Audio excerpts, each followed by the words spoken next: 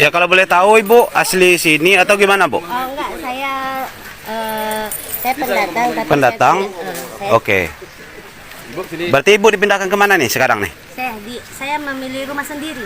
Memilih rumah sendiri? Tidak Ya. di rusun, tidak. Tidak di rusun. Berarti arti kata ini Ibu penduduk tempatan sini, perlu diperjelas Bu? Maksudnya? Ibu aslinya orang pulau sini atau Saya dari Batam. asli dari Batam? Terus saya pindah ke sini. Oke. Usaha di sini. Oh, Jadi berusaha saya di beli tanah ini, saya bangun rumah di sini, saya berkebun di sana. Oke, siap. Ya. Oke, terima kasih Bu ya. Selamat jalan Bu. Yang berada di layar medsos tadi, saya yakin seyakin-yakinnya itu bukan warga kampung tua. Itu warga pendatang gitu, yang terkena bujukan, akhirnya dia berpindah, dia mau pindah begitu. Yang jelas itu bukan warga kampung tua, itu pendatang aja ya. Oke, saya yakinnya karena saya sudah investigasi. Saya pernah tinggal sekitar hampir 1 minggu di Sembulang. Saya juga tetap koordinasi dengan Sembulang Hulu, tapi saya menginap di Sembulang Pasir Merah. Begitu kan? Saya yakin dia bukan orang Sembulang, dia hanya pendatang. Oke, Sembulang tetap kompak. Dapur 6, Tanjung Banon, Pasir Panjang, Tanjung Kertang dan lain-lain, warga kampung tua tetap sepakat tidak mau direlokasi. Begitu. Wahai pemimpin negara, pemimpin negeri, jangan kalian usik kami. Saya sampaikan program stabilitas nasional secara substansi itu baik-baik saja. Yang problem yang kita sering alami adalah bagaimana PSN itu disusun.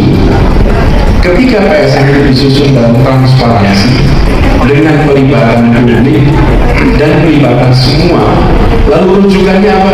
Rujukannya ada RPJP, Rencana Pembangunan Jangka Panjang, turunannya Rencana Pembangunan Jangka Menengah, turunannya kemudian Program Strategis Nasional, merujuk ke sana. Tapi kalau itu tidak dikendalikan dengan baik, PSN ini kemudian menjadi titipan dari kanan kiri yang masuk tanpa kita ketahui bagaimana proses itu disusun. Kenapa itu dibuat? Supaya mempercepat berbagai macam program yang sesuai dengan RPJP, yang sesuai dengan RPJMN. Itulah sebabnya dijadikan fast track. Tapi kalau fast track ini tanpa ada proses tata kelola yang benar, maka dia menjadi titipan kanan kiri. Dan ketika titipan kanan kiri, konsekuensinya dirasakan oleh masyarakat. Ini mesti kita kembali perlu luruskan, sehingga apa yang menjadi kebijakan-kebijakan itu mencerminkan tujuan awal. Soal tanggapannya Anies yang menyebutkan proyek strategis nasional ini merupakan proyek definitif, tanggapannya Pak? Jadi tujuan saja. Proyek yang mana, yang titip siapa? Kasus yang di Rempang itu contoh bahwa kalau saja di belakang tidak ada gosip-gosip mengenai terlibatnya pejabat dalam proyek itu tidak akan sampai serumit ini. Dan memang sudah lama kita tengarai, saya teruskan sedikit, kita tengarai bahwa ada banyak pejabat-pejabat publik yang menjadi penentu kebijakan, tapi juga sekaligus penerima manfaat dari PSN ini. Itu yang menurut saya harus dikoreksi.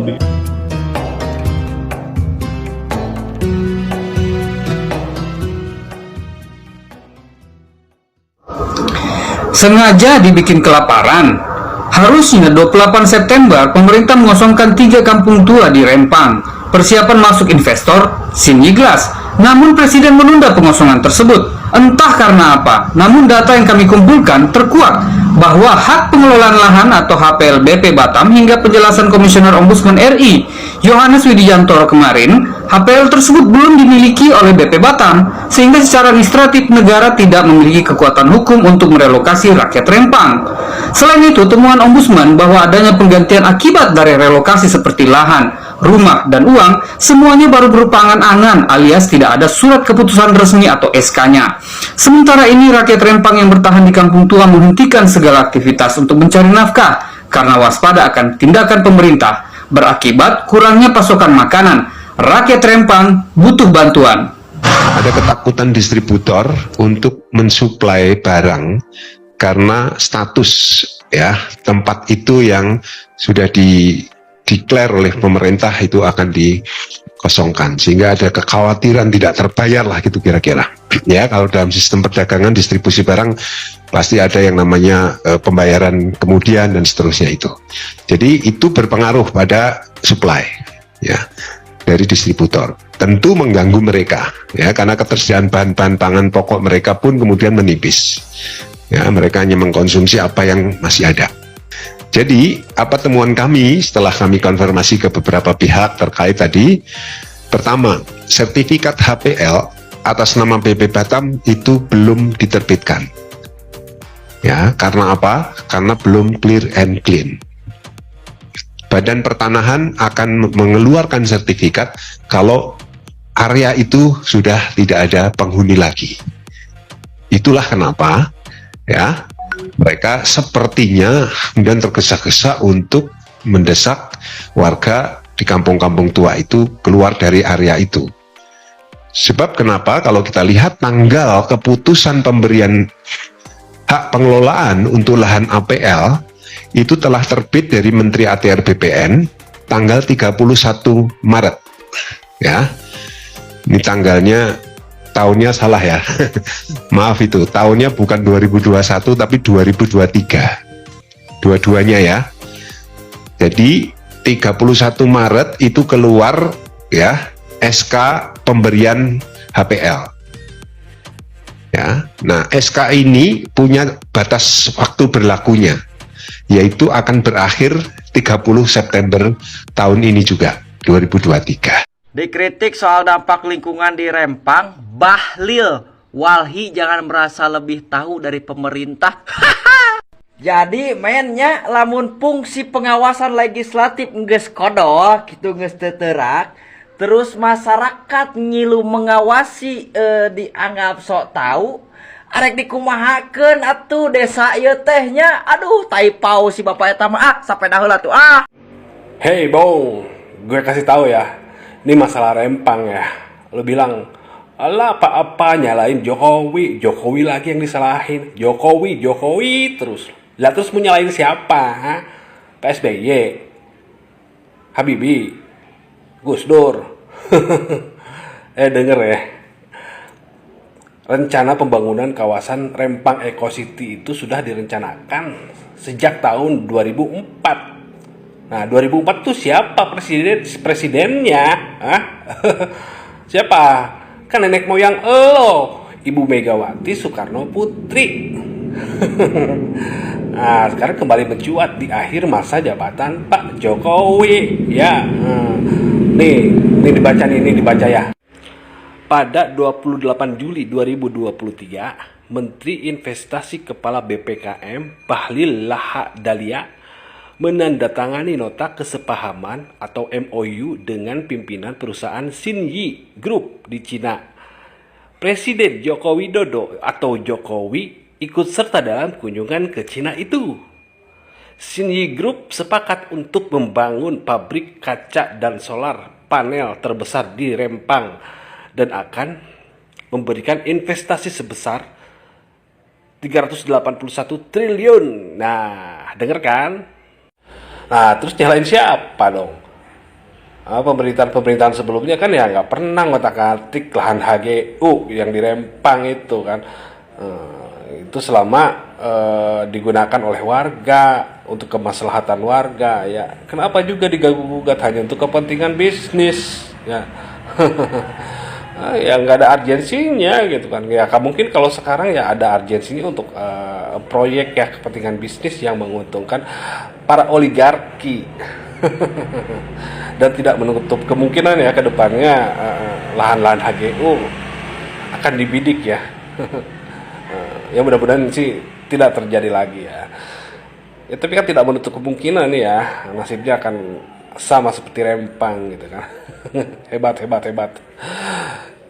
di akhir masa kepemerintahannya ya semakin menunjukkan aslinya gitu, semakin ugal-ugalan gitu lah. Karena ya mungkin ya udah di akhir pemerintahan ya manfaatkan sebaik-baiknya ya mumpung masih berkuasa.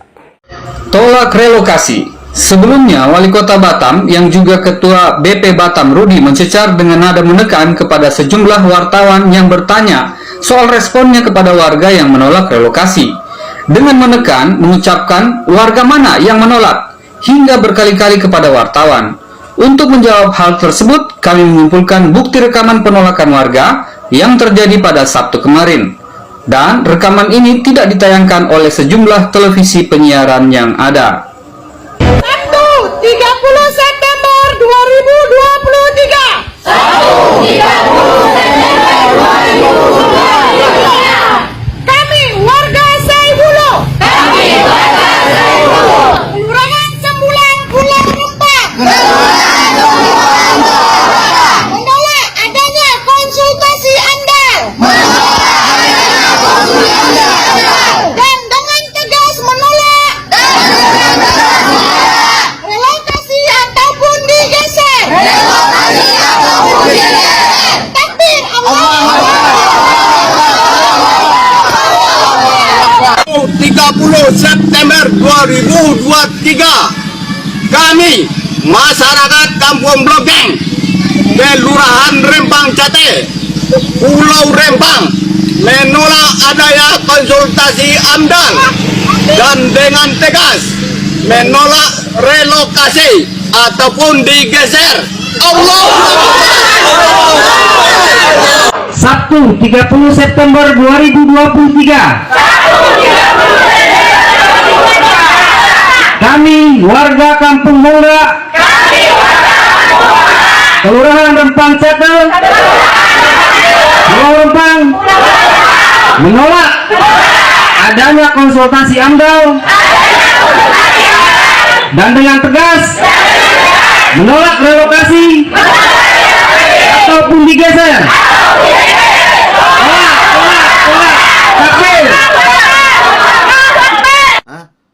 Banyak pembodohan semua, sejarah hilang semua.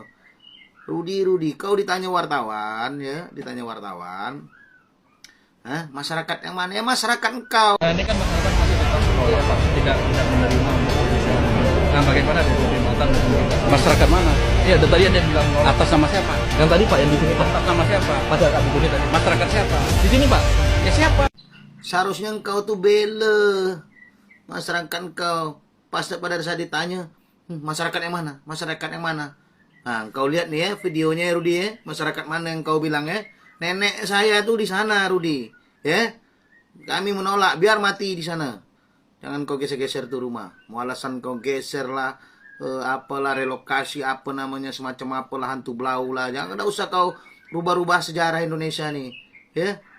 Ya, enggak usah kau rubah-rubah sejarah Indonesia. Assalamualaikum warahmatullahi wabarakatuh. Waalaikumsalam.